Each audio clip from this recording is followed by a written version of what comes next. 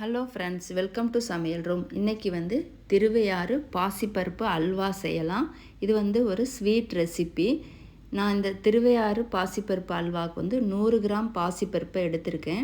இது எண்ணெய் எதுவும் சேர்க்காமல் வெறும் கடாயில் இந்த பாசிப்பருப்பை வறுத்துக்கணும். வறுக்கிறப்ப ஸ்டவ்வை மீடியம் ஃப்ளேமில் வச்சு கரிஞ்சிராமல் வறுக்கணும். பாசிப்பருப்பு வறுக்கிறப்பே ஒரு வாசனை வரும். அந்த மாதிரி வாசனை வந்ததுக்கப்புறம் நம்ம பாசிப்பருப்பை இறக்கிற வேண்டியதான். 100 கிராம் பாசிப்பருப்புக்கு ஒரு 5 கிராம் நான் கோதுமை மாவு சேர்த்துருக்கேன். இது நல்லா இந்த அல்வா ஒரு கெட்டித்தன்மை வரத்துக்காண்டி இந்த கோதுமை மாவு எடுத்திருக்கேன். இதையும் வெறும் கடாயில் எண்ணெயெல்லாம் சேர்க்காமல் இந்த கோதுமை மாவை நல்லா ஃப்ரை பண்ணி எடுக்கணும். இந்த கோதுமை மாவு வறுக்கிறப்பையும் ஒரு வாசனை வரும். வாசனை வந்ததுக்கப்புறம் நம்ம கோதுமை மாவை ரெடி ஆயிடுச்சு, எடுத்துட வேண்டியதுதான். அடுத்ததான் இந்த அல்வாவுக்கு நெய் சேர்த்துடலாம். நெய் சேர்த்துட்டு இதில் முந்திரி பருப்பை வறுக்கணும் போட்டு இந்த நெய்யிலையே. முந்திரி பருப்பு உங்களுக்கு தேவையான அளவு போட்டுக்கோங்க. நிறையாவும் போடலாம், கொஞ்சமாகவும் போடலாம். உங்களுக்கு விருப்பத்துக்கு ஏற்ற மாதிரி முந்திரி பருப்பை சேர்த்து சின்ன சின்னதாக உடச்சி போட்டு இந்த நெய்யிலே நல்லா கோல்டன் ப்ரௌன் கலர் வர்ற வரைக்கும் நல்லா ஃப்ரை பண்ணி எடுத்துடலாம். இந்த அல்வா ரொம்ப ரொம்ப டேஸ்ட்டாக இருக்குங்க. வாயில் வச்சோடனே கரையிற மாதிரி அந்த ஸ்ட்ரெச்சருக்கு இந்த அல்வா நம்மளுக்கு கிடைக்கும். இப்போ நல்லா முந்திரி பருப்பு வறுபட்டதை எடுத்துடலாம். அடுத்ததாக நான் முந்திரி பருப்பை எடுத்துட்டேன். வறுத்த முந்திரி பருப்பை எடுத்துட்டு அதே நெய்யில் நான் வறுத்த கோதுமை மாவு 5 கிராம் கோதுமை மாவு இருக்குது பார்த்தீங்களா, அதை அந்த நெய்யோடையே சேர்த்து வறுத்துக்கணும். இப்போ இந்த கோதுமை மாவும் கோல்டன் ப்ரௌன் கலர் வர்ற வரைக்கும், அந்த கலர் சேஞ்ச் ஆகிற வரைக்கும் நம்ம இன்னும் கொஞ்சம் நெய் சேர்த்து வறுத்துக்கலாம். நான் நெய் சேர்த்துருக்கேன். சேர்த்துட்டு அதை நல்லா வறுத்துக்கலாம். அடுத்ததாக நம்ம பாசிப்பருப்பு வேக வச்சு குக்கரில் வேக வச்சு அதை மத்தில் மசிச்சிட்டேன்.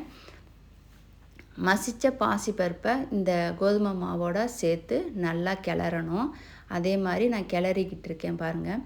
கட்டியெல்லாம் இருக்கக்கூடாது. நம்ம கிளறப்பே அந்த கட்டியெல்லாம் கரைஞ்சி நல்லா மெல்ட் ஆயிரும். இந்த அல்வா நம்ம கிளறிக்கிட்டே கைவிடாமல் கிளறிக்கிட்டே இருக்கிறப்ப தான் நல்லா அந்த சாஃப்டாகவும் அந்த பளபளப்பாகவும் அந்த சாஃப்டாகவும் பளபளன்னு வரும் பார்த்திங்களா அந்த அல்வா மேலே, அந்த மாதிரி நம்மளுக்கு கிடைக்கும். அதனால் கிளறிக்கிட்டே இருக்கணும். இதுக்கு இந்த அல்வாவுக்கு நெய் கொஞ்சம் தாராளமாக விட்டால் தான் இந்த அல்வா நல்லாயிருக்கும். இப்போ ஏதாவது ஒரு ஃபங்க்ஷனு, ஏதாவது ஃபெஸ்டிவலு, இல்லைன்னா யாராவது ரிலேட்டிவ் வந்துட்டாங்கன்னா டக்குன்னு இந்த அல்வாவை கொஞ்சமாக போட்டு நம்மளே ஸ்வீட் செஞ்சு கொடுத்துடலாம். அடுத்ததாக ஒரு சிட்டிகை இது கூட உப்பு சேர்த்துடலாம். உப்பு சேர்த்துட்டு திருப்பி நம்ம கிளறிக்கிட்டே இருக்கணும். அடுத்ததாக நான் ஏலக்காய் பவுடர் சேர்க்குறேன். நான் ஏலக்காய் பவுடர் கொஞ்சமாக சுகரையும் சேர்த்து நான் மிக்சியில் அடித்து அந்த ஏலக்காய் பவுடரை இது கூட சேர்த்து அதையும் சேர்த்து நல்லா கிளறிக்கிட்டே இருக்கிறேன். அல்வானாவே கைவிடாமல் கிளறிக்கிட்டே இருக்கணும். நம்ம எவ்வளவு நெய் ஊற்றுறோமோ அந்த அளவு அந்த பாசிப்பருப்பு உள்ளே இழுத்துரும். அந்த நெய்யெல்லாம் உள்ளே இழுத்துரும். அடுத்ததாக இந்த அல்வாவுக்கு ஸ்வீட் சேர்த்துலாம். நான் வெள்ளைப்பாகை கரைச்சி வடிகட்டி பாகா நான் இந்த அல்வாவுக்கு ஊற்றுறேன். ஊற்றிட்டு நல்லா மிக்ஸ் பண்ணி விட்டுறணும். இந்த கட்டியெல்லாம் அந்த பாசிப்பருப்பில் இல்லாமல் நம்ம மிக்ஸ் பண்ணிக்கிட்டே இருக்கிறப்பே அந்த கட்டியெல்லாம் நல்லா கரைஞ்சி போயிடும். உங்களுக்கு வெள்ளைப்பாகு வேண்டாம் அப்படின்னா நீங்கள் டைரெக்டாக ஒயிட் சுகர் நீங்கள் இதோட சேர்த்து நல்லா கிளறிக்கிட்டே இருக்கணும். நம்ம கிளறிக்கிட்டே இருக்கிறப்ப நெய் சேர்த்துடணும். நெய் சேர்த்து கிளறிக்கிட்டே இருக்கணும். அப்போ இந்த பாசிப்பருப்பு இந்த நெய்யெல்லாம் உள்ளே இழுத்துட்டு அதுக்கப்புறம் ரெடி ஆயிடுச்சு அப்படின்னா அந்த ரெடி ஆயிடுச்சு, அல்வா ரெடி ஆயிடுச்சுனாக்கா இந்த நெய்யை வெளியே தள்ளிடும். இதுதான் பக்குவம். அப்போவே நம்ம ஸ்டாப் பண்ணிடலாம்.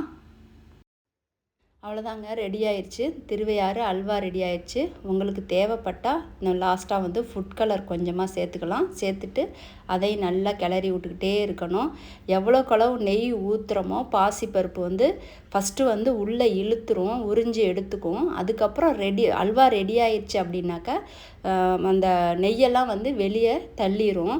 இவ்வளோ தான். வெளியே தள்ளிருச்சுனாவே அவ்வளோதான், பக்குவம் ரெடி ஆயிடுச்சு, அல்வா ரெடி ஆயிடுச்சுன்னு அர்த்தம்.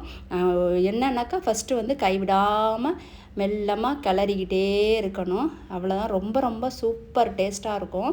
நம்ம வீட்டிலே வந்து ஒரு 100 கிராம் பாசிப்பருப்பு இருந்தால் போதுங்க. நம்ம சாமி கூட நெய்வேத்தியமாக வச்சு செய்யலாம். இல்லைன்னா யாராவது ஃப்ரெண்ட்ஸு ரிலேட்டிவ்ஸ் வந்தாங்கன்னா டக்குன்னு வந்து இந்த ஸ்வீட்டை செஞ்சிடலாம். பாருங்கள் நெய் எவ்வளோ வெளியே தள்ளி இருக்குன்னு பாருங்கள்.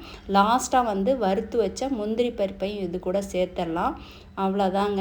இந்த திருவையாறு அல்வா, இந்த ஸ்வீட்டு ரெசிபி உங்களுக்கு பிடிச்சிருந்தா, இந்த வீடியோ பிடிச்சிருந்தா லைக் பண்ணுங்கள், ஷேர் பண்ணுங்கள், கமெண்ட் பண்ணுங்கள். மறக்காமல் சமையல் ரூமுக்கு சப்ஸ்கிரைப் பண்ணுங்கள். Thank you friends. பாருங்கள் சூப்பராக இருக்கும். செஞ்சு சாப்பிட்டு பார்த்துட்டு எனக்கு கமெண்ட் பண்ணுங்கள். Thank you friends.